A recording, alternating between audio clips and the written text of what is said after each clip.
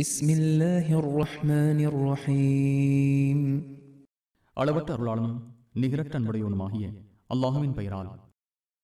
وإذ قال موسى لقومه إن الله يأمركم أن تذبحوا بقرة قالوا أتتخذنا هزوا قال أعوذ بالله أن أكون من الجاهلين.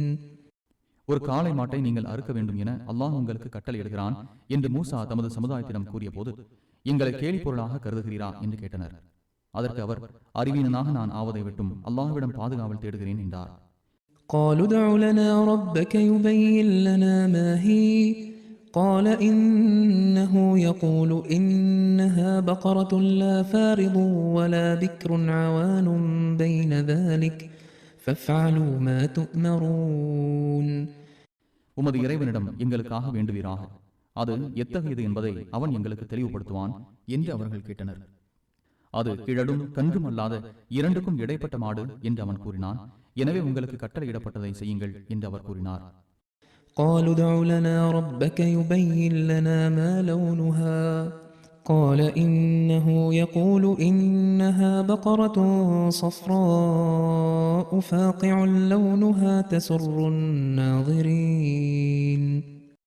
உமது இறைவனிடம் எங்களுக்காக வேண்டுவீராக, அதன் நிறம் என்ன என்பதை எங்களுக்கு அவன் விளக்குவான் என்று அவர்கள் கேட்டனர்.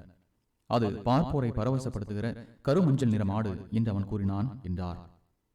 قالوا ادع لنا ربك يبين لنا ما هي إن البقرة تشابه علينا وإنا إن شاء الله لمهتدون.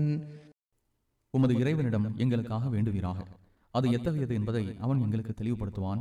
அந்த மாடு எங்களை குழப்புகிறது. அல்லாஹ் நாடினால் நாங்கள் வழி காண்போம் என்று அவர்கள் கூறினர். قال إنه يقول إنها بقرة لا ذلول تثير الأرض ولا تسقي الحرث مسلمة لا شية فيها قالوا الآن جئت بالحق فذبحوها وما كادوا يفعلون. அது நிலத்தை உழவோ விவசாயத்திற்கு நீர் இறைக்கவோ பழக்கப்படுத்தப்படாத மாடு, குறைகளற்றது, தழும்புகள் இல்லாதது என்று அவன் கூறுவதாக மூசா கூறினார். இப்போதுதான் சரியாக சொன்னீர் என்று கூறி, செய்ய முடியாத நிலையிலும் மிகுந்த சிரமப்பட்டு அம்மாட்டை அவர்கள் அறுத்தனர்.